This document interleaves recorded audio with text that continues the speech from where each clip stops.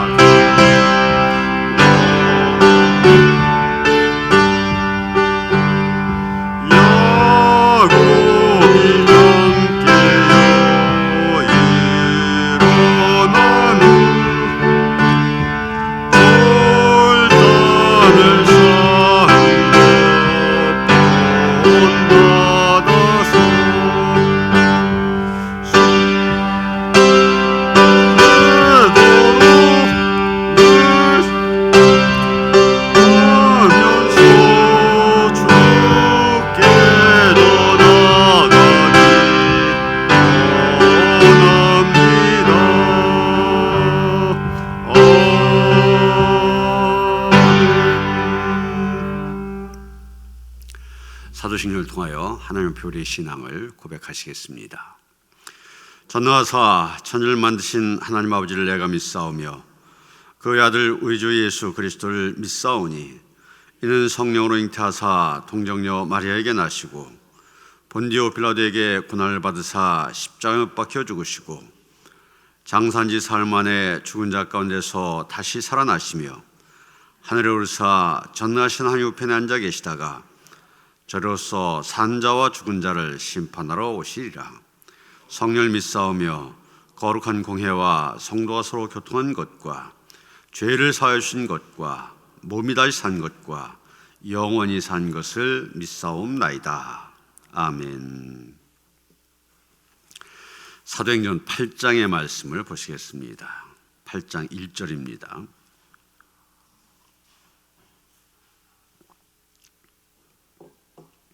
사도행전 8장 1절로부터 3절까지의 말씀 교독하겠습니다.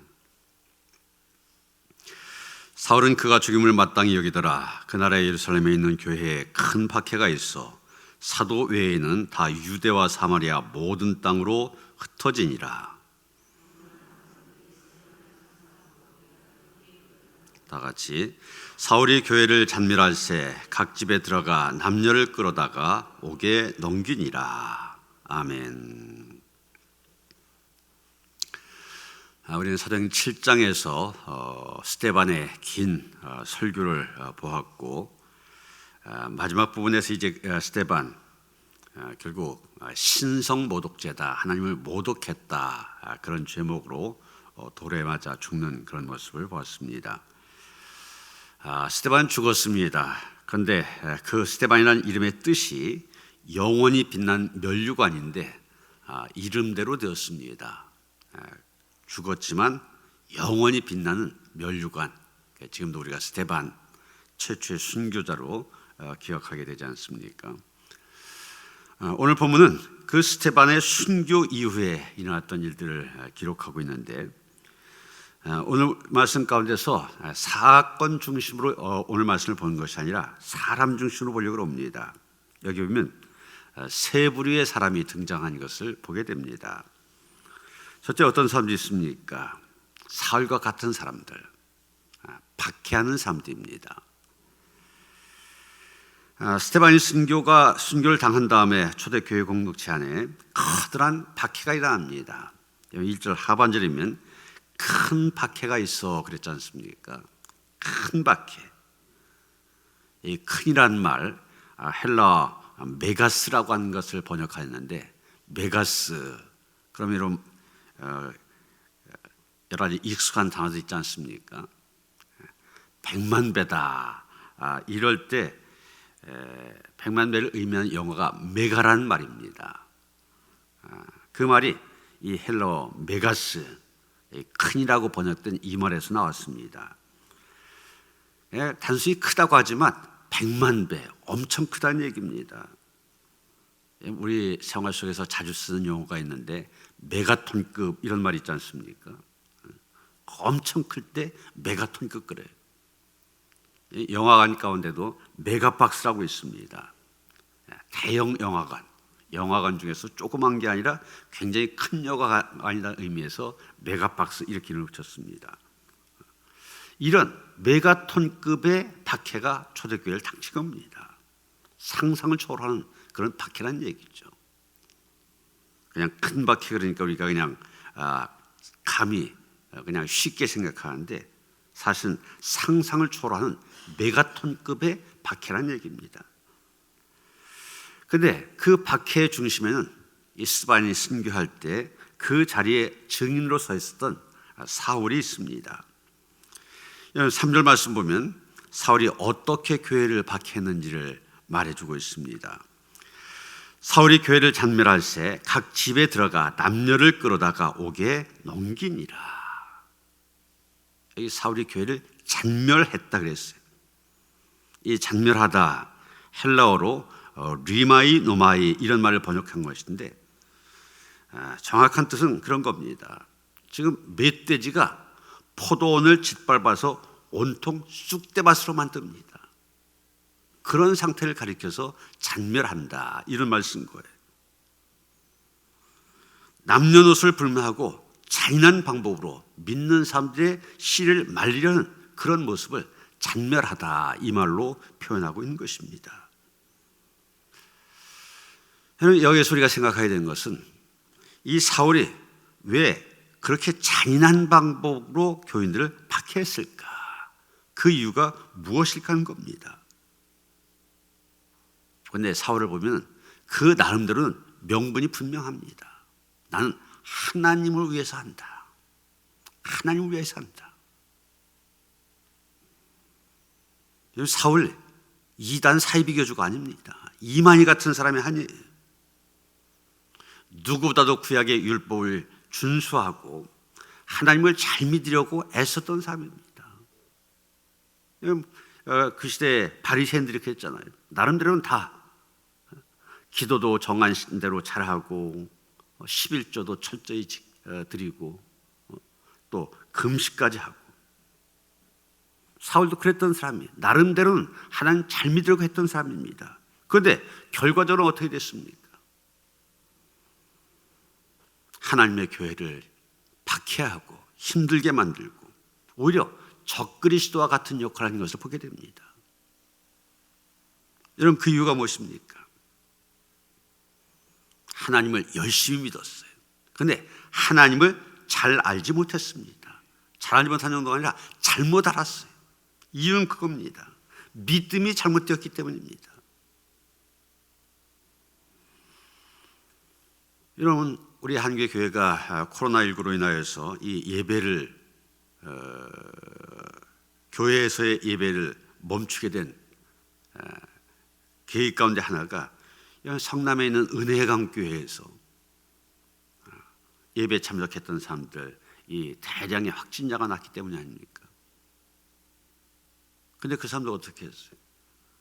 코로나19를 방지한다고 들어온 사람들마다 입에다가 소금물을 끼얹었어요. 그게 오히려 더 확산의 계기가 된 겁니다. 여러분, 명분불명했어요. 교회 가서 하나님 예배드려야 된다.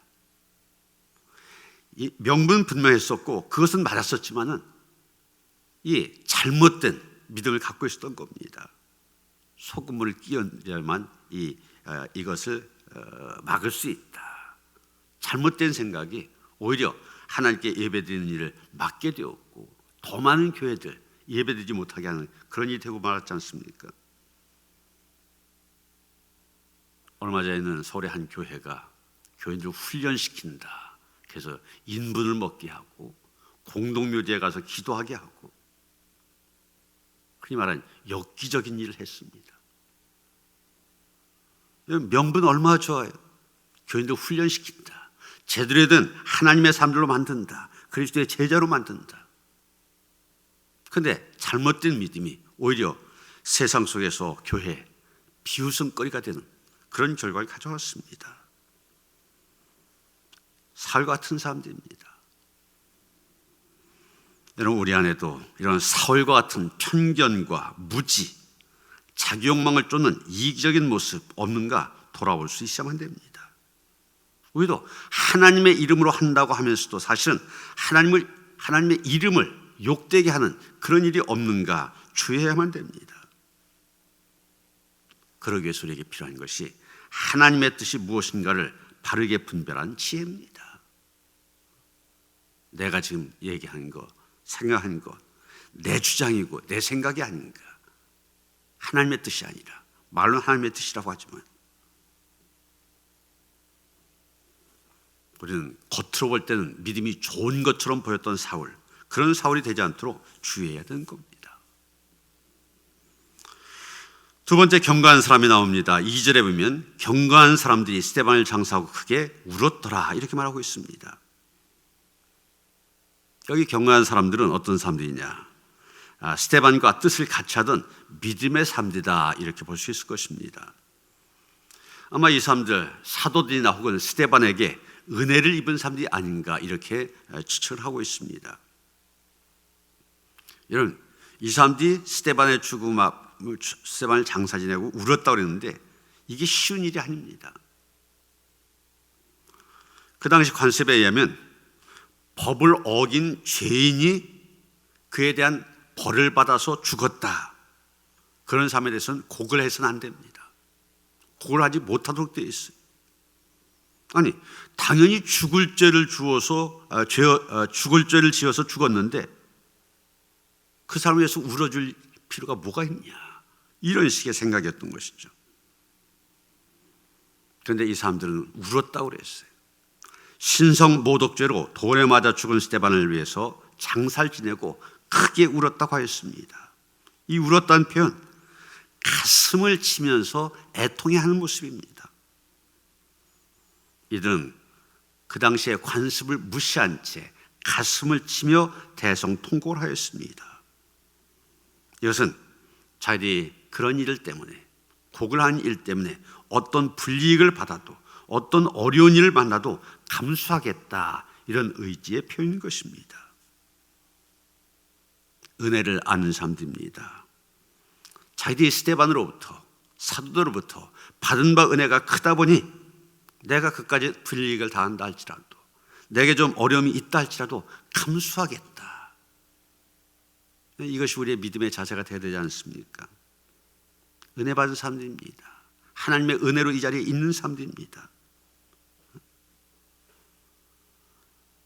그 하나님을 위해서는, 내게 은혜 베푸신 그 하나님을 위해서는 내가 어떤 일도 감수하겠다. 이게 바로 경건한 사람들의 모습입니다. 세 번째, 예루살렘에 머무는 사도들이 나온 것을 보게 됩니다. 1절에 보면 스데반의 순교 이후에 교회 공동체 안에 박해가 일어날 때 사도들은 예루살렘을 고수합니다. 사울을 중심으로 남녀를 불문하고 무조건 투옥하는 메가톤급의 박해가 일어났는데 그 박해 앞에서 다른 사람들 다 흩어졌습니다. 이런 상황이라면 사도들도 예루살렘을 떠나서 일단 좀 피해보자, 이게 당연한 일입니다. 아무리 예수님의 제자되었지만 그들에게도 두려움이 있었을 것입니다. 그런데 사도들 예루살렘을 떠나지 않았습니다. 모든 사람들이 박해를 무서워 예루살렘을 떠나가고 있는데 사도들만은 예루살렘에 남아서 교회를 지키고 있는 것입니다. 왜 그랬을까? 예루살렘 떠나지 않는 거 쉬운 일이 아니잖아요. 이미 스데반의 죽음을 목도하였습니다. 그의 순교를 봤어요. 그런데도 떠나지 않는다. 죽음을 각오한다는 얘기입니다. 왜 그랬을까? 왜 그렇게까지 죽음까지 각오하면서 예루살렘을 떠나지 않았을까? 그 이유로 두 가지 정도를 생각할 수 있을 것입니다. 그 첫째가 사도행전 1장 4절에서 예수님 말씀하셨죠. 예루살렘을 떠나지 말고 내게서 들은 바 아버지께서 약속하신 것을 기다리라. 예루살렘에서 기다려라, 주님께서 명령하셨습니다. 그 명령에 순종하기 위해서. 두 번째 이유는 하나님의 몸된 교회를 지켜야 된다. 이 사명감이 있었기 때문입니다. 하나님의 약속을 믿기 때문에 그 약속을, 그 명령을 지켜야 된다는 믿음, 그리고 사명감, 이것이 사도들로 하여금 예루살렘에 남게 하였습니다. 그것이 그들에게 죽음도 두려워하지 않게 만들었습니다. 우리의 믿음은 약속에 대한 믿음입니다. 이런 성경 전체가 구약과 신약, 옛날 약속과 새로운 약속으로 가르쳐 있지 않습니까? 이 하나님의 약속은 반드시 이루어진다. 그것이 우리의 믿음입니다. 그 믿음이 하나님의 교회를 지켜야 된다는 사명감으로 이어지게 됩니다. 이런 믿음의 선배들을 통하여서 교회는 갖가지 환난을 이기고 오늘에까지 이르게 된 것입니다. 이제는 우리 모두가 좋은 믿음의 후예들이 되어서 이 시대에 우리에게 주어진 귀한 사명들 힘써 감당하며 나아갈 수 있게 되기를 주님의 이름으로 축원합니다. 336장 구찬송 383장입니다. 캄보디아 선교헌금 조기옥 원사님, 1000번째 이철호 성도님 각각 드셨습니다. 336장 찬송하시겠습니다.